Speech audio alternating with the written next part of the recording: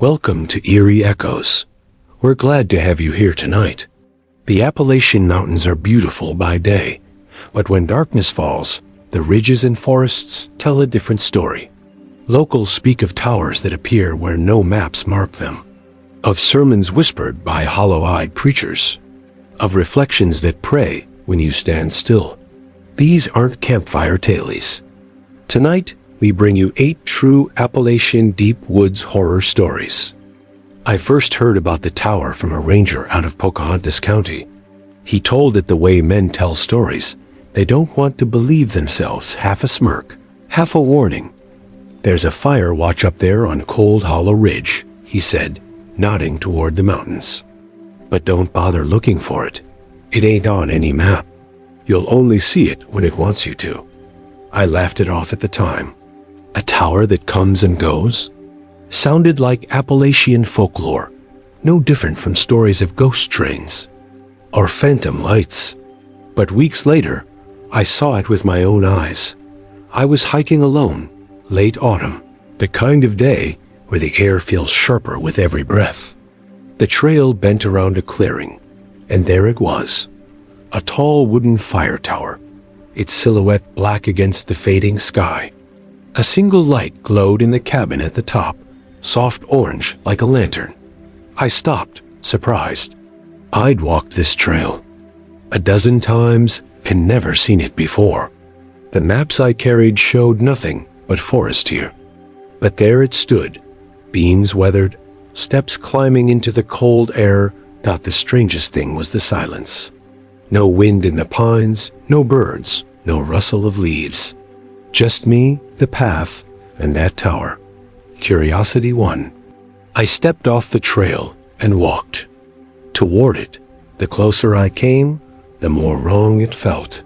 The wood looked too old, gray and cracked, yet the light above burned steady. Halfway up the staircase, the air shifted. I felt pressure in my ears, like I dived underwater.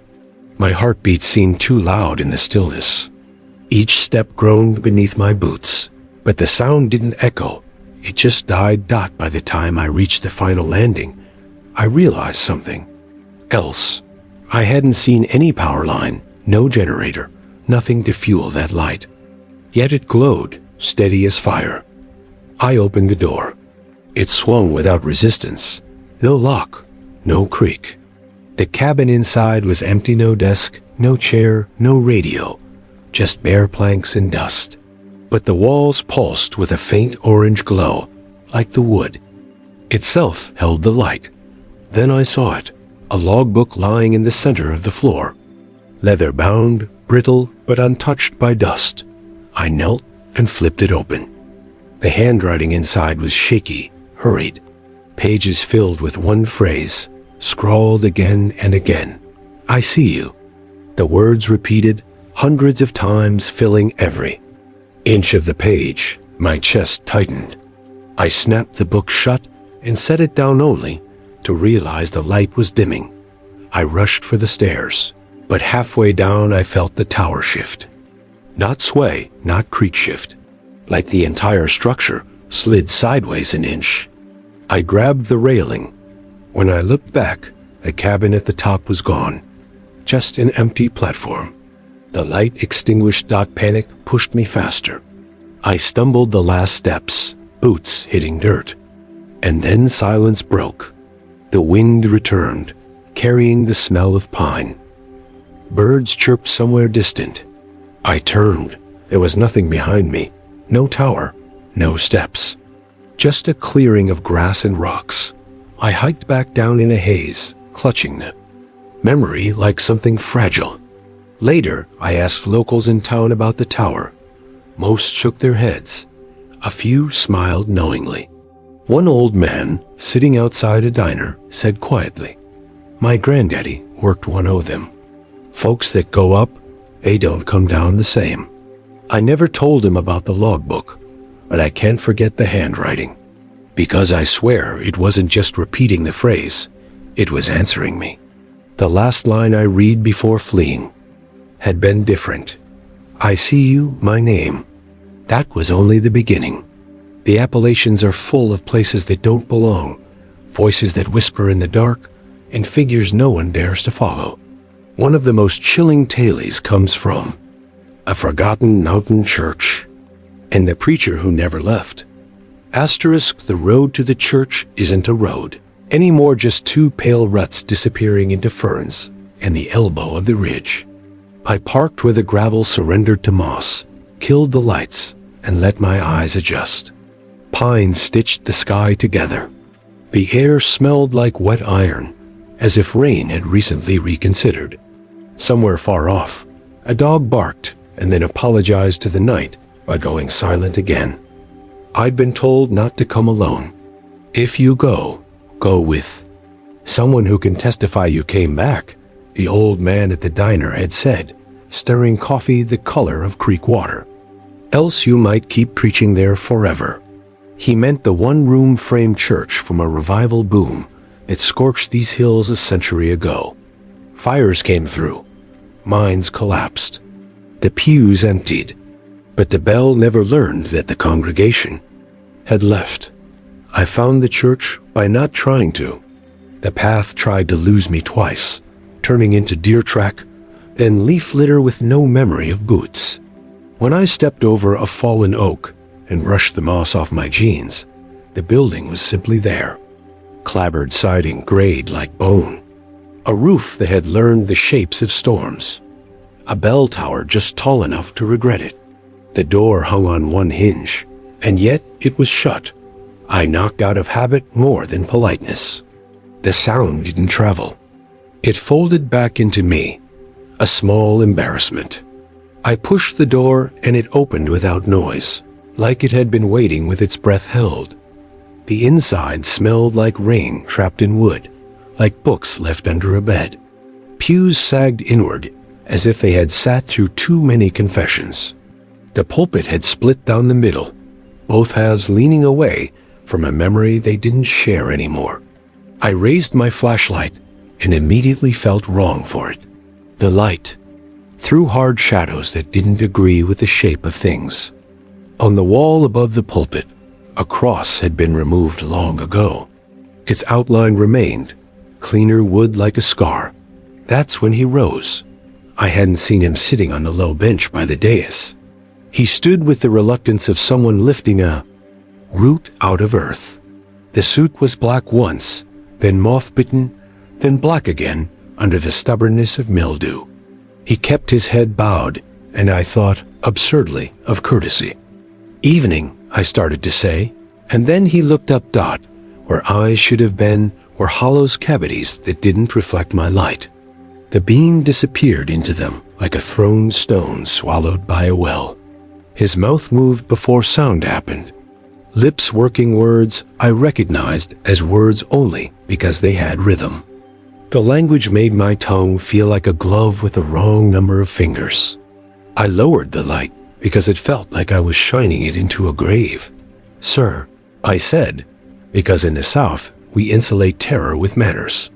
I don't mean. Toll, the bell tolled. Only once, but it was enough. It didn't clang from above. It pressed inward on the room, a sound that arrived already inside your chest. Dust shook loose from rafters. What should have drifted down instead floated upward toward the dark of the tower. The preacher's chant braided itself around the note and kept going. Behind me, somewhere between pews, I heard someone kneel. I turned the light and saw no one. But the pressure of an occupied room persisted, clothes shifting, a throat softly cleared, the tiny shudder of breath withheld at the end of prayer.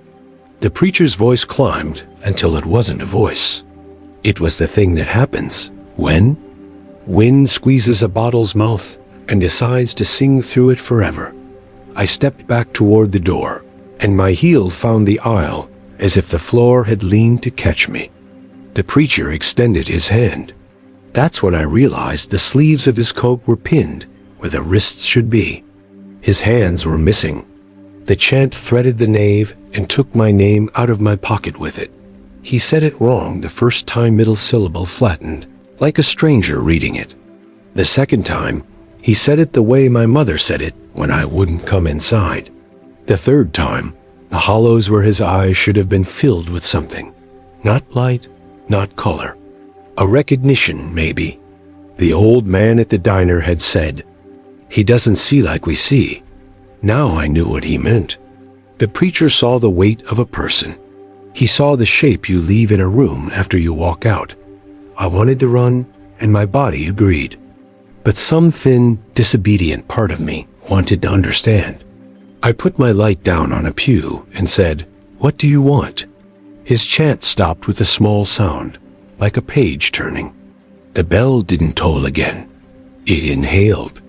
The preacher opened. His mouth wider than mouths are advised to open, and from the hollows where eyes should have been came a flicker. The empty sockets glowed like the backs of fireflies seen through closed fists. "I want you to answer," he said, or rather, the room said for him. The language became English only at the end of the sentence, like a coin changing in midair. To what? I asked, though I knew. The outline of the removed cross softened, and for a moment I thought I saw it there again, intact, stained with the careful fingerprints of everyone who had touched it through the years. Hymn numbers on a board that wasn't on the wall anymore. Showed 3-1-6. The preacher lowered his head, and the pews creaked as unseen bodies leaned forward in the practiced choreography of response. "Do you renounce?" the air asked me. "What you brought with you?" I thought of nothing. Then I thought of everything. A name I didn't speak, the low hum of a radio tower on a ridge that exists only when it chooses. A lake at dusk where reflections pray without permission. A boyhood lie I no longer remembered telling. It didn't feel like religion. It felt like the woods asking a person not to take more than a person required. "I do," I said, and meant it without knowing. What it meant, the bell released its breath. The dust that had ascended decided to be dust again and came down.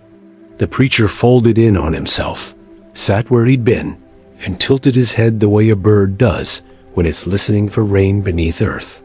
The sockets went dark. Silence returned so perfectly that the next noise my own swallow sounded, like a stone dropping down a well I would never find the bottom of. I picked up my light. At the threshold, I turned back, not out of curiosity, but because leaving a place like that, without acknowledging it, felt like theft. I nodded. The hollows did not glimmer. Still, I felt seen, the way a ridge sees you, not with eyes, but with the unarguable fact of its presence. Outside, the bell tower was lower than I remembered, or the trees had grown while I was inside. I walked back the way the path wanted, let it lose me once, and then find me again. When the truck's dome light came on, I checked my phone out of the ritual we all pretend we're not dependent on. No service. But the time was wrong 1 hour earlier than when I'd arrived. Not a gain. A borrowing back. That night, I slept like someone had returned something to me. In the morning, on my windshield beneath the wiper, I found a scrap of bulletin paper hymn numbers handwritten in pencil. 316. When I touched the numbers, the graphite smudged like ash. I didn't go back. I didn't need to. The question had been asked. My answer is still somewhere in that room, waiting for the rest of me to catch up. Water keeps what it touches. There's a lake west of here, where the surface holds more than sky, and where what looks back at you has already decided what you'll be. Boone Lake is the shape of a long breath held too long. On naps, it looks benign blue stitched into green. In person, at dusk, it behaves like a mirror that's learned a few tricks from the dark. I came for catfish and quiet, and got a lesson in both. I went alone because quiet works better that way. The state ramp was empty. By the time I pushed off, the western ridge had taken the sun like a coin into a pocket. The water wasn't glassy so much as deliberate. Small ripples moved like handwriting from a patient hand. I cut the motor and let the John boat drift along a shadow line where the pines leaned close enough to listen. It started with a small thing. I leaned over to wet my hat, heat still radiating from a day that had been too ambitious. When the brim dipped, the water doubled me. It was my face where it should be, until it wasn't. My reflection blinked first. I hadn't blinked. You can tell yourself a lot when it's just you and the water to disagree. I told myself the shimmer was wind, that my eyelids had taken initiative I hadn't noticed. I lifted the hat and stared. A man below lifted his. Too, a beat too late, like a delayed broadcast. Then he did something my neck didn't do. Bowed his head, his lips moved. Mine did not. He folded his hands in prayer. I sat back too fast. The boat punished me with a wobble that humbled the part of me that still thought I was in charge. I kept my gaze anywhere else. The line, the gunwale, the Timberberg Ridge, where an owl decided evening had earned it. When I looked again, the lake refused me. It showed sky, trees, boat, but not me. Reflections misbehave sometimes. Every lake has its mood. I told myself stories until the line jerked, and I missed the fish because my hands didn't remember they had a job. The night decided to be complete. Stars came out the way they do here, slowly, as if considering whether they belong to this county. I finally turned the motor, pointed the bow toward the ramp's small idea of light, and kept my head down. Halfway in, the air changed. The smell of lake mud, moss, dissolved leaves was the same, but the texture of it wasn't. Felt it like you feel at church before you see it. My scalp prickled as if the skin had learned the words before my mouth did. I looked down. The water had opinion again. My reflection waited where it should, but he wasn't copying. He was ahead of me, hands already clasped, mouth already moving.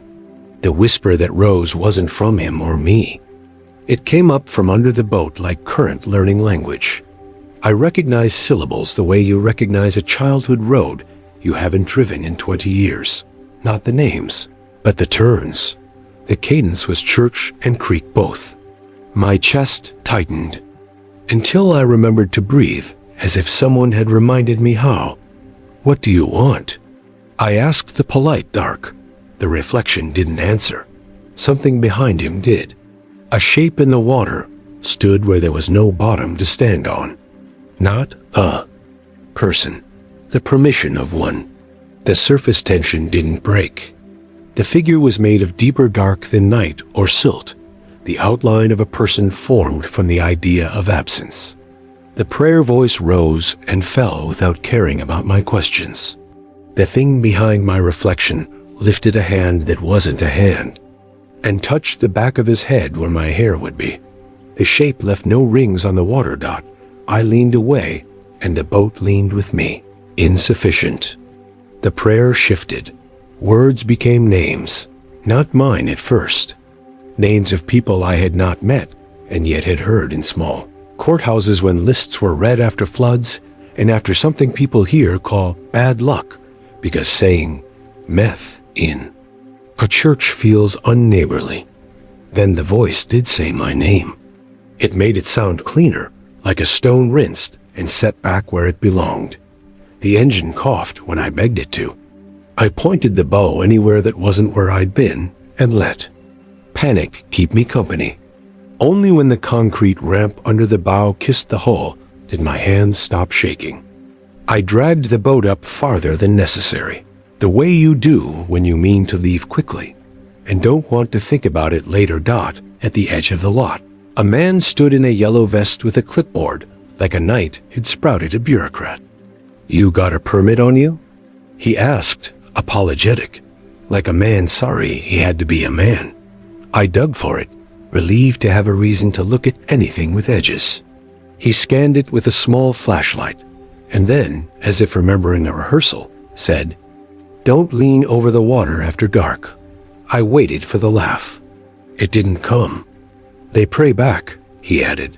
"Deadpan, you seen it?" I asked. "I heard it," he said. "My wife heard it worse. We don't come out after sundown no more."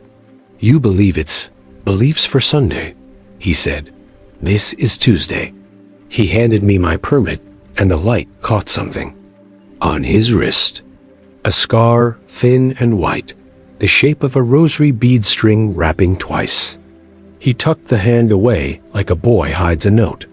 That night, I woke with my hands clasped tight enough to hurt. My forearms ached the way muscles ache after holding weight too long. Under my fingernails, lake grit had found citizenship.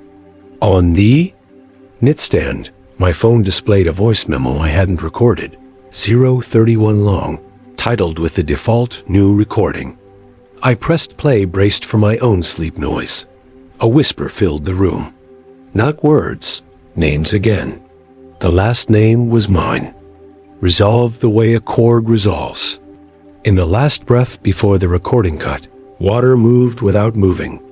I deleted it, and later pretended I had never had it to delete. But the next time I drove past the lake, weekday noon bright enough to make liars of memory, I glanced quick at the surface. Every car does. The water was just water blue suggested into brown along the shallows. A bass boat far off hurrying like a man late to a promise. I still fish. I still keep quiet the way a man in these hills shows love to the place that made him. But when I wet my hat now, I pour the water over the brim without looking back. And sometimes, at night, when I roll over and my fingers find themselves laced, I allow it. I let my reflection have a private minute with whatever's listening. Rivers take what the hills give them. In some bends, the current gathers more than driftwood. Locals talk about a midnight rite where faces are optional and where the water decides who gets to leave. The river cuts the valley like a seam, neat. Only from a distance. Up close, it's all snag and eddy, logs jammed from floods that came the year your uncle swore he'd move and didn't.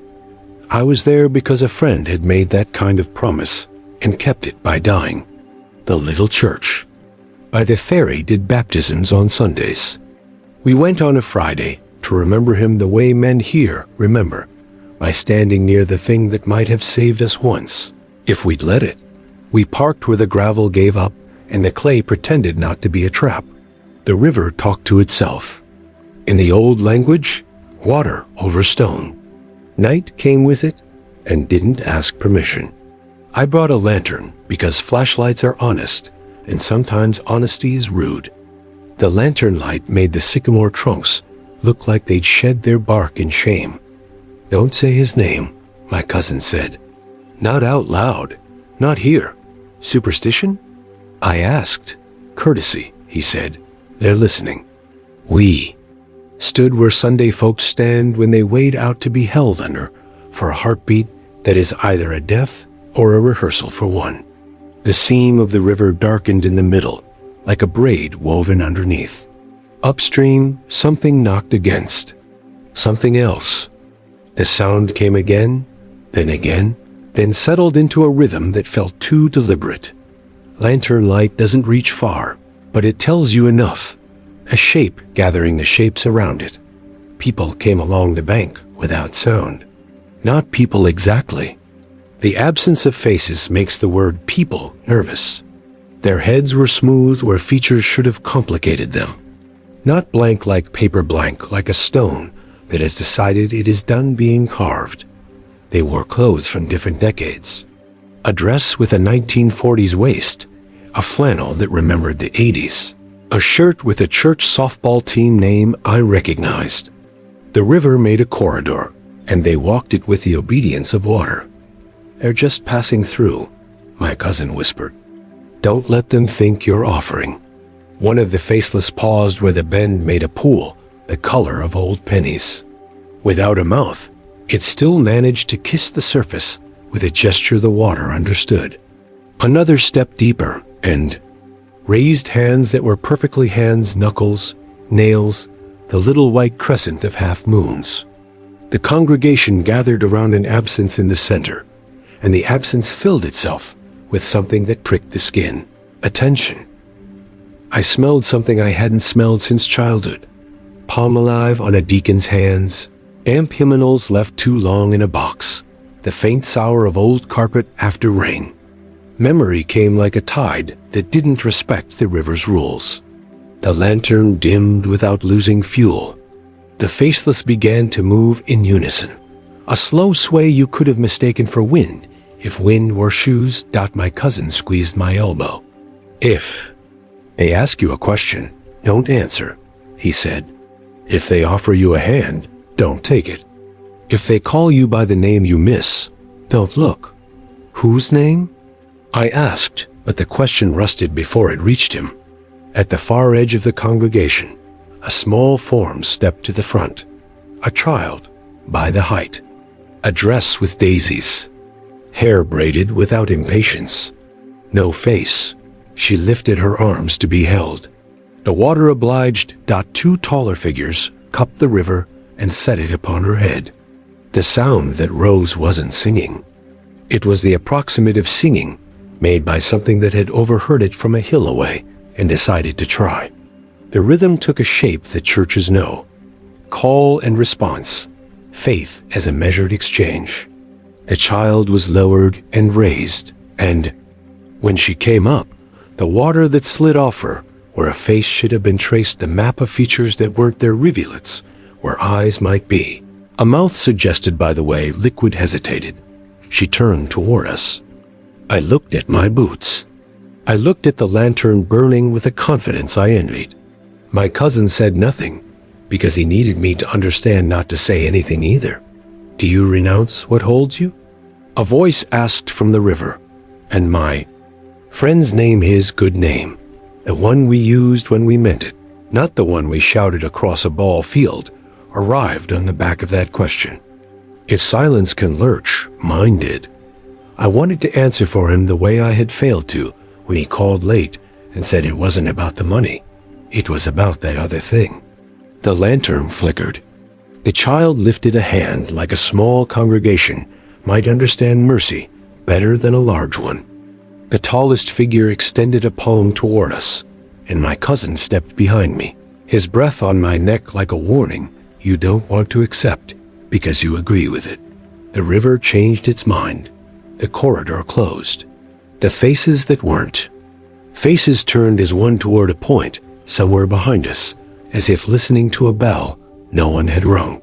Then they moved, not away or toward, but through, past us, around us, between us like fog that decided to pretend to be bodies for a little while. The cold of them was not the cold of water. It was the cold of missing. When they were gone, the river remembered to be a river. My cousin let go of my elbow. You can say his name now, he said. I did, softly, into my hands, which smelled. Like river and iron and a childhood, I can visit but not repair. The lantern recovered its old brightness, like a brave small thing that had been waited out. We left the way the ferry used to slowly, across, with faith in something we couldn't see. On the drive back, my cousin kept his eyes on the road and said, "They're what happens when a church won't admit it's empty." And the baptisms? I asked. He thought on it. Maybe the water won't admit it either. I slept badly and woke worse, the way grief takes normal dreams and wrinkles them into maps of places you can't go. On my porch the next morning, near the welcome mat we never replaced after he brought it as a joke, lay a wet, folded bulletin. The date was from years ago. The order of service circled, baptism of new members. The list included a name that shouldn't have been there yet, mine. I didn't go back to the river to argue. Some invitations are generous. Some are just persistent. Some buildings don't stay where you leave them. The map keeps the peace, but the woods choose the truth. There's a cabin on the spur trail that never learned to sit still, and the note inside is always the same page. The first time I found the cabin, I wasn't even looking for it.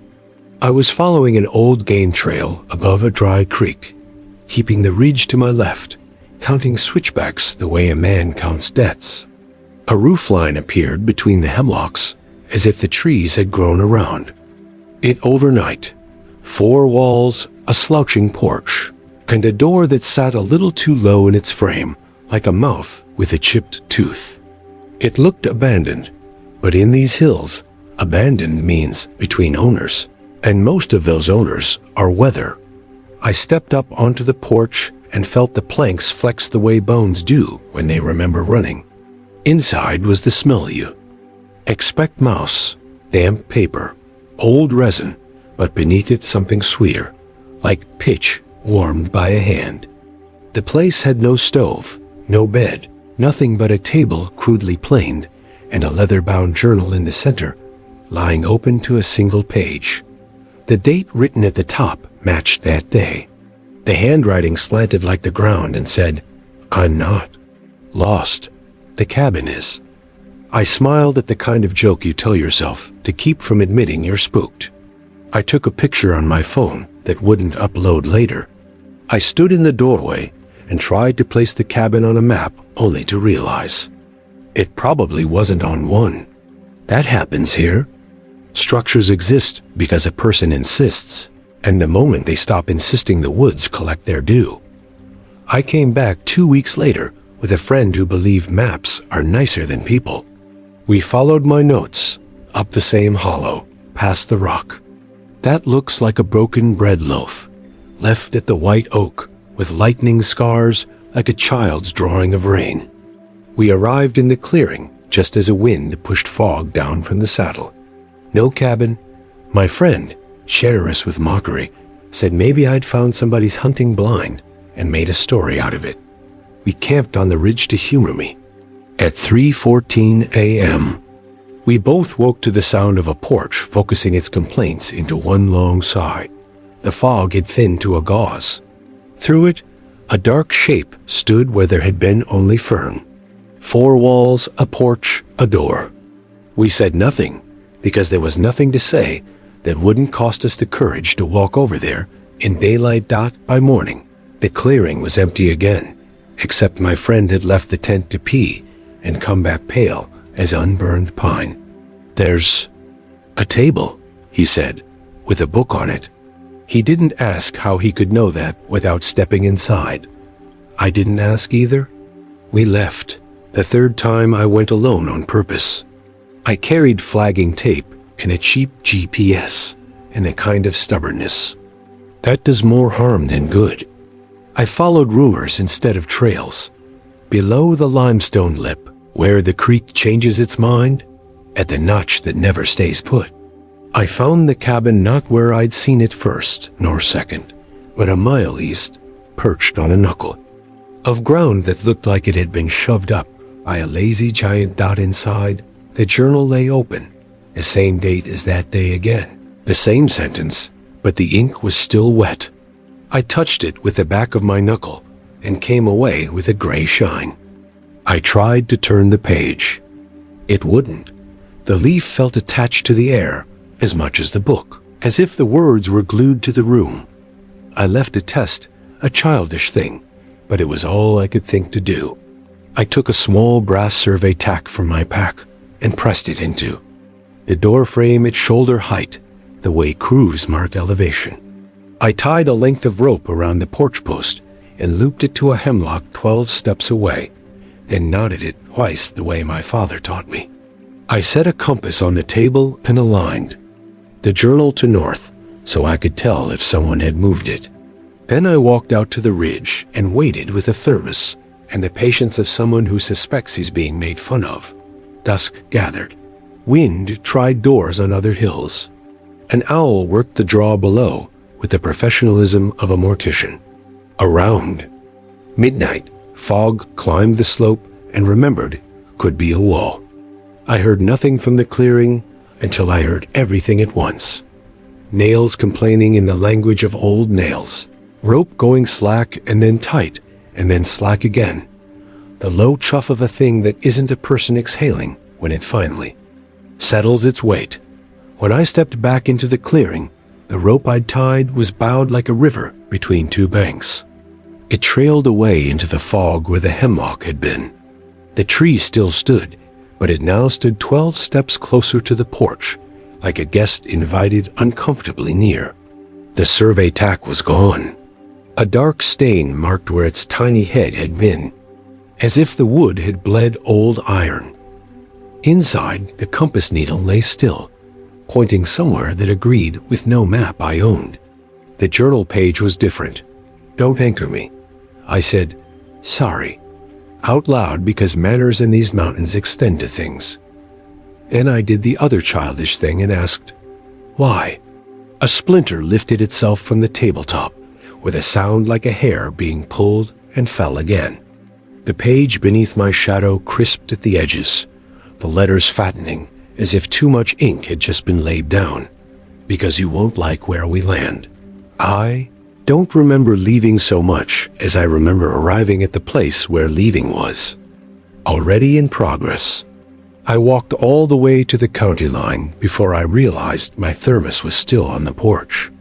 I didn't go back that night, or the next week, or the next season. I told myself the cabin had its own plans, and I wasn't on them.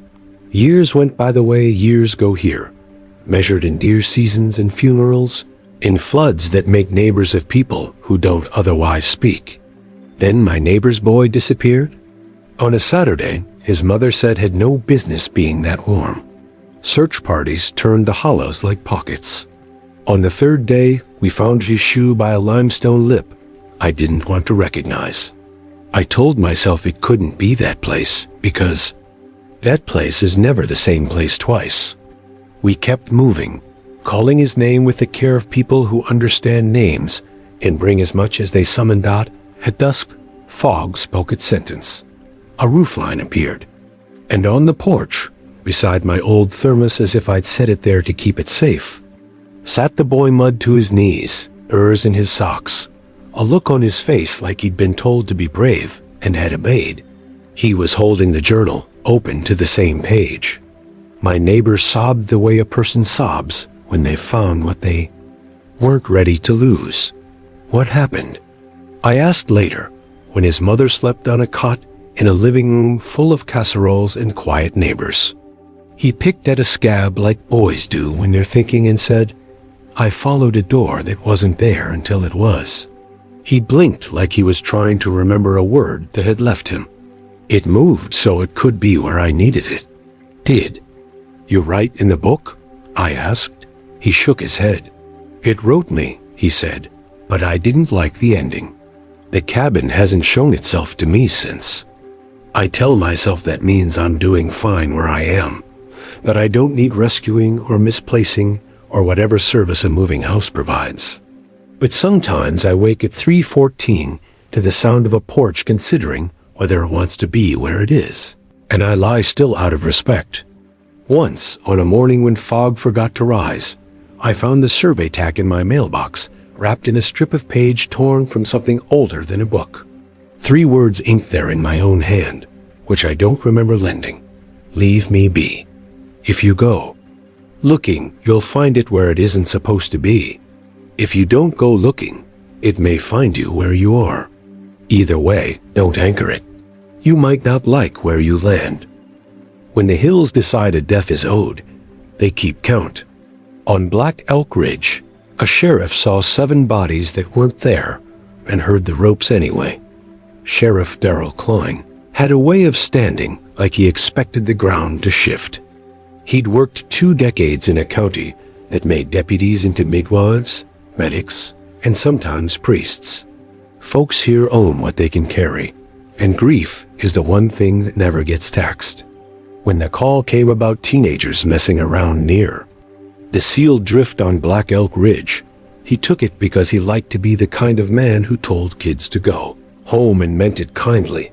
He parked where the logging road turns to rock and let the cruiser cool its engine with the arrogance of a machine. From down valley, the moon was a worn coin. The pine needles underfoot kept their secrets. He took a flashlight out of habit and a gas meter out of experience. Coal country remembers its dead with names on plaques and methane in pockets. The drift ahead had been plugged with concrete in '79 after the last collapse. 31 men, his father's friends among them, had gone in singing and come back on paper. The ridge narrowed to a shoulder and then to something less.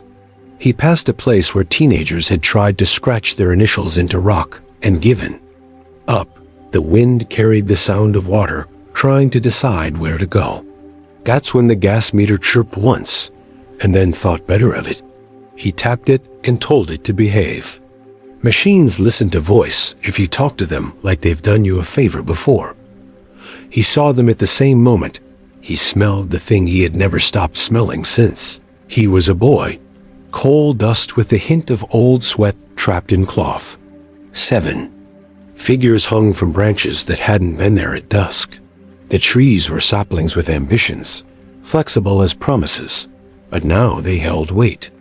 The ropes swung without wind, making a sound he had heard in barns and prisons, and once in a storm when a wire broke and scythed through air. "Hey," he said into the clear night, a word that can mean stop or please, or I'm here.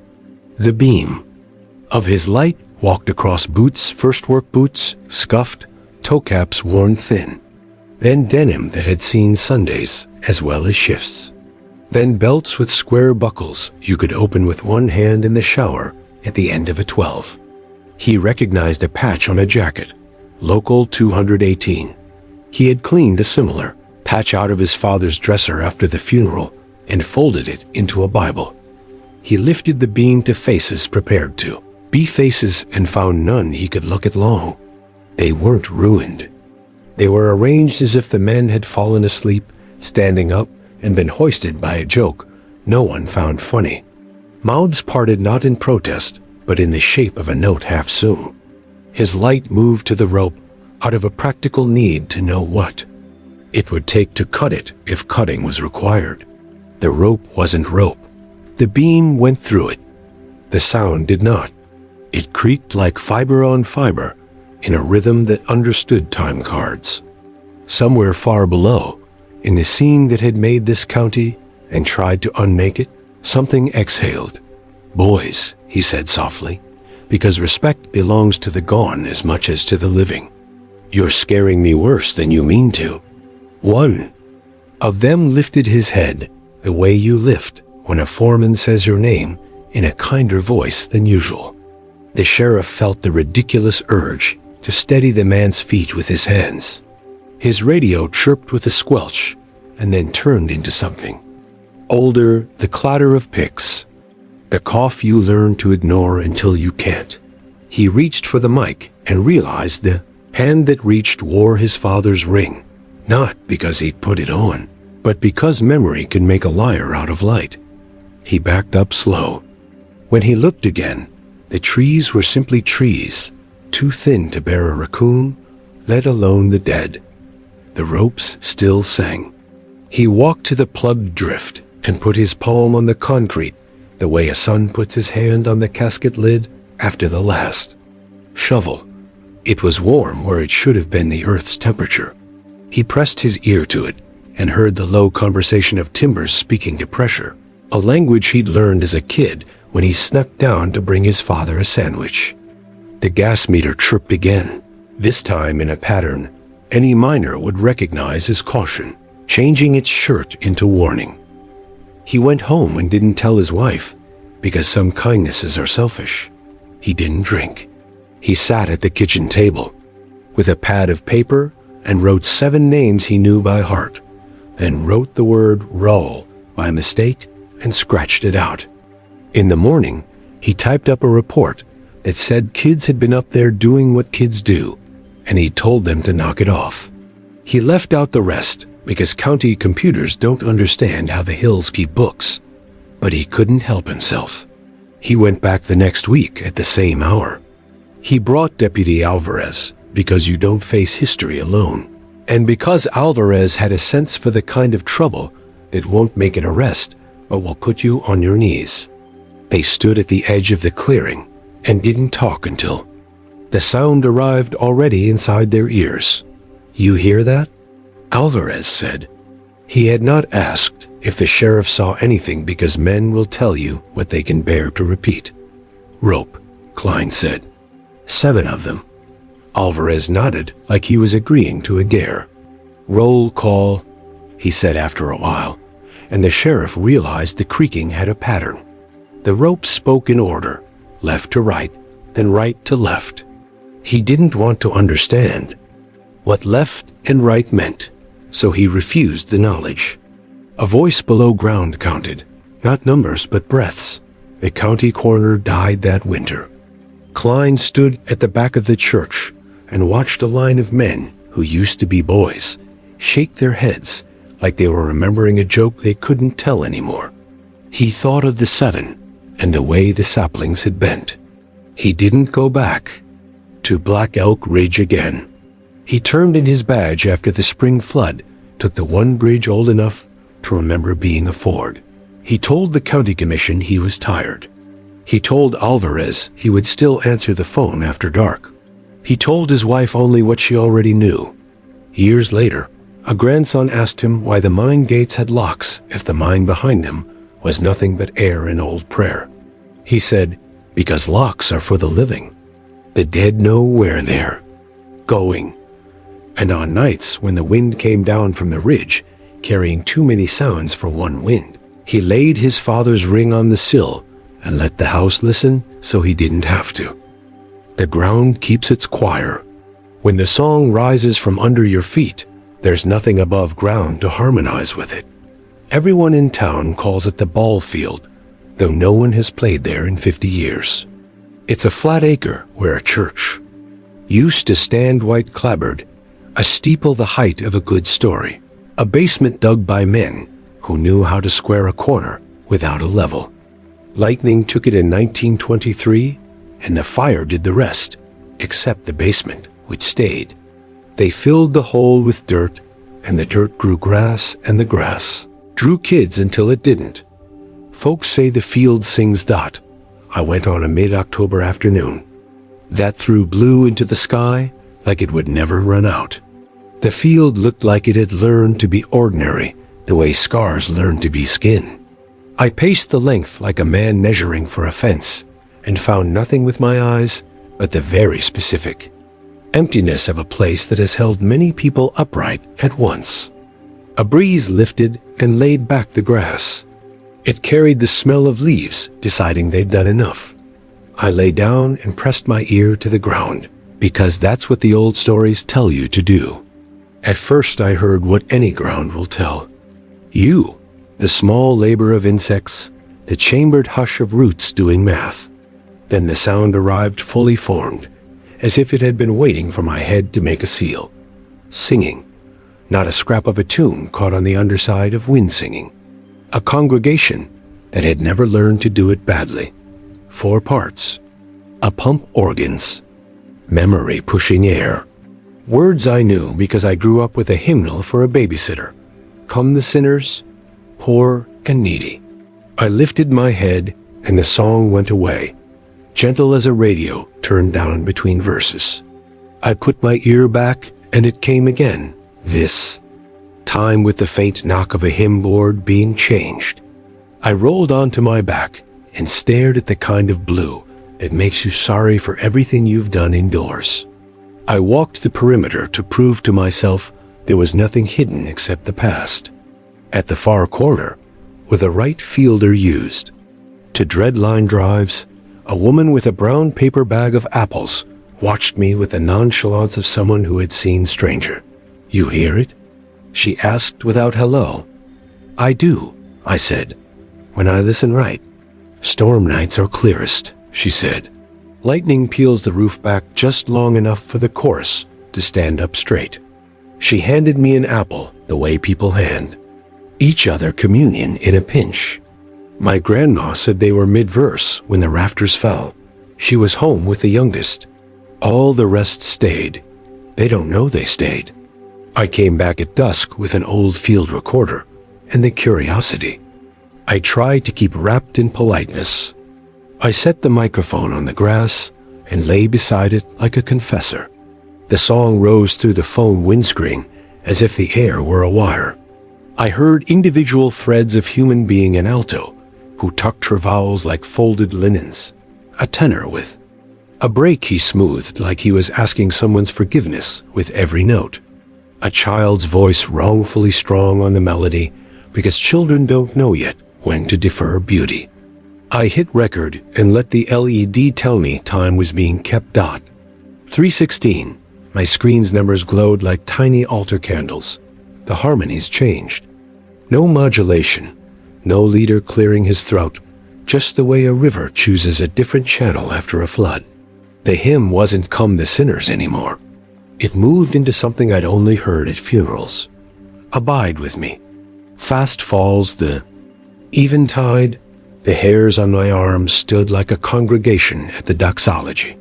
The ground warmed against my cheek, a slow bake like bread on a hearth. I smelled varnish. I saw nothing with my eyes but the projected afterimage of stars. I closed them and saw pews-only outlines, as if someone had drawn furniture on the inside of my lids with a soft pencil. A tremor ran through the field, not an earthquake, but a settling, the way an old house coughs in its sleep. The song continued as if it had always intended that tremor to harmonize. I saw my grandmother in her Sunday dress, minus the tobacco tin she kept, bobby pins in, because even ghosts honor some decency. I saw the pastor, I remember only from the way he held the door in winter, so people could step into heat like a promise. Kept. I opened my eyes because memory is a narcotic and can make you generous with your life. The LED blinked steady. The recorder took it all without asking permission. I stayed until the song ended with a cadence older than the soil, the final chord hanging the way twilight does when the ridge refuses to give it back to the sky just yet. When it was done, crickets had the courtesy to wait a beat before resuming their shift. I sat up dizzy with oxygen. I pressed stop in the machine, obedient, concluded a file called field_071. I played it back to make sure I wasn't the kind of fool who leaves without proof. The audio was wind, not even good wind. A hiss and an occasional click like the recorder was scratching at its own casing to be let out. I fast-forwarded to 3:16. A car passed on the county road a quarter-mile away. A dog barked. No choir. No organ lungs. I laughed, because what else do you do when truth sits down on the bench beside you and eats your apple, and then denies it was ever hungry? On storm nights after that, I'd drive up and sit in the truck with the engine off and the windows cracked, so the air could teach me a few things. Lightning would ladder the far ridge, and for one white frame of time, the field would seat itself. Pew backs, hymnals, the aisle runner my mother said was booked once for a wedding that never happened. Rain would erase it, and the grass would pretend it had always been grass. I stopped bringing the recorder. Some songs preferred to be kept by dirt. The county posted a private property sign after a boy put a shovel through his foot trying to dig to the basement that isn't there anymore. I respect the sign the way a man respects the law when the law has the decency to be reasonable. I park by the old parsonage pad instead. Sometimes I don't even get out. I just sit and put my palm on the dash and feel the hum of a machine and set it against the hum under the earth dot. It isn't sadness that keeps them. It's practice. Worship is a habit, and habits don't die when rafters fall. When my time comes, I want to go on a storm night so I can see the pews stand up straight. One last time.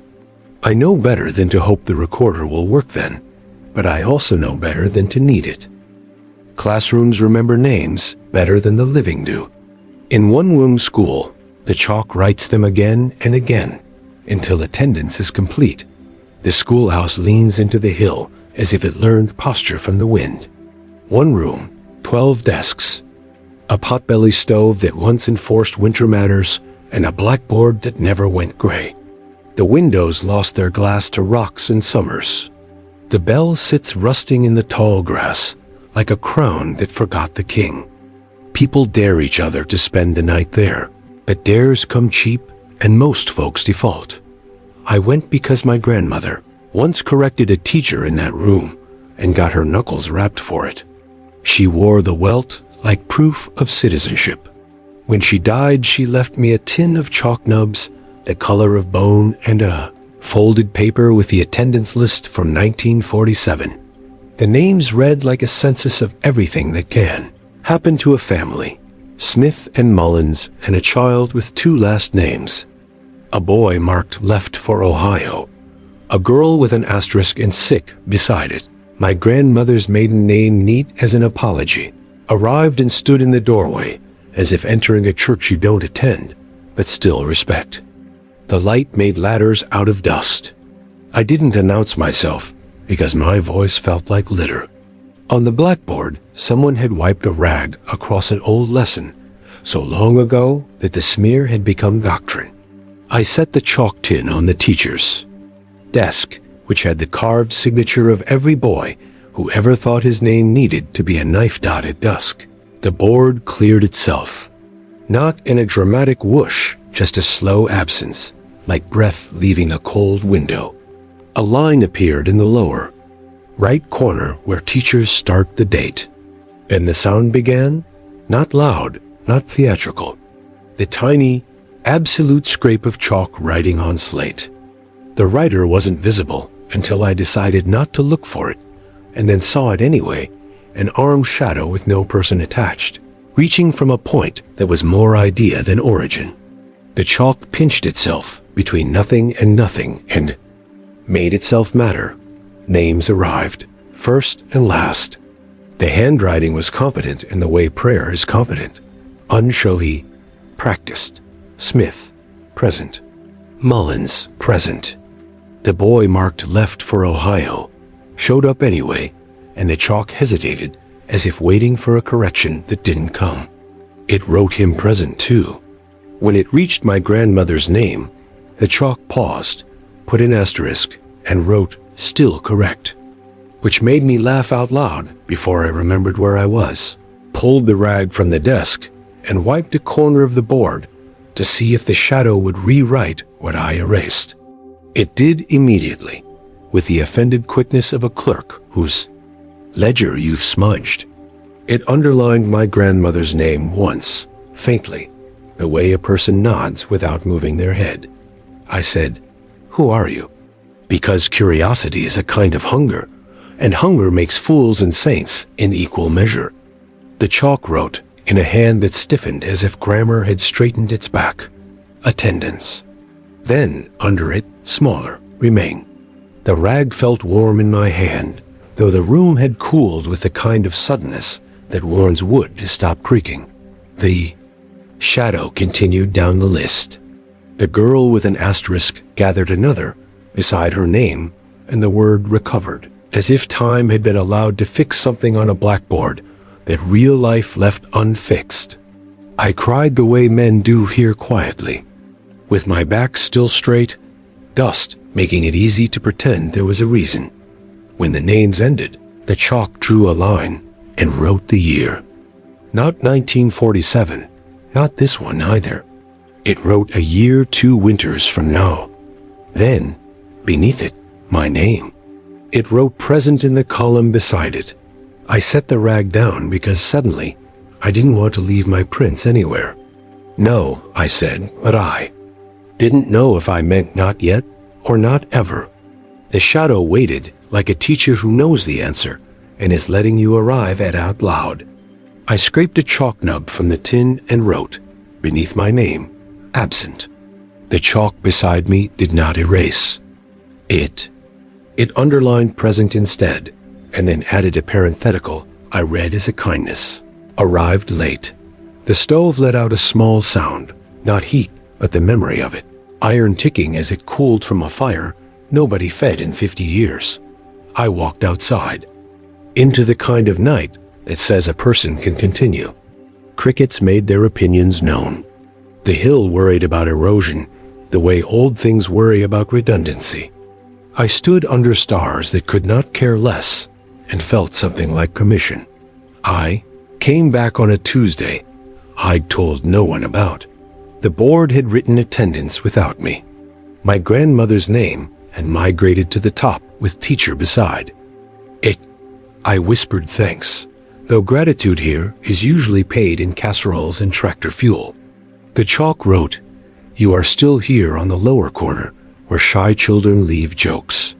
Then, as if remembering to be official, it added the date again too. Winters from now, and sharpened the tail on the two with the satisfaction of a craftsman. I didn't ask for details. I folded the 1947 roll back into my pocket and left the chalk tin where it was, understanding now that ownership isn't always stewardship, and sometimes we are just couriers for objects that prefer a particular desk. On the doorframe as I left, a series of short scratches marked height the way parents do and forget. A final scratch weighted above my head by an inch. I set my palm there. The wood was cool, but not as cool as it had been. On the drive down, dust wrote my name on the inside of the windshield, where I would see it exactly as long as it took the defroster to scrawl it illegible. I didn't turn the heat on until the creek bridge, because a person should take a hint when it's offered neatly. 2 winters from now, I will come on whatever day the chalk is selected, and I will answer when the room says my name in the voice of a teacher who didn't give up on anybody. I won't be on time, but I'll be present. If you go, bring nothing you want to keep. The board doesn't take payment, but it keeps accounts. It will write you where you belong past, present, and the kind part of the future that forgives late arrivals. The Appalachians do not forget. Towers appear where maps insist there is nothing. Preachers without eyes still deliver sermons. Reflections pray when you refuse. Cabins wander. Miners clock in from graves. Choirs rise from soil. Chalk records names no one told it. Maybe these mountains aren't haunted in the way we think. Maybe they're just unwilling to let go of faith, of work, of memory. And maybe every story we tell is less invention than repetition, an echo of what the ridges have already decided to keep. You've been listening to Eerie Echoes. Thank you for stepping into the dark with us tonight. If you want more true Appalachian horror stories, subscribe, share your own encounters, and remember, silence in these mountains is never empty. It's listening.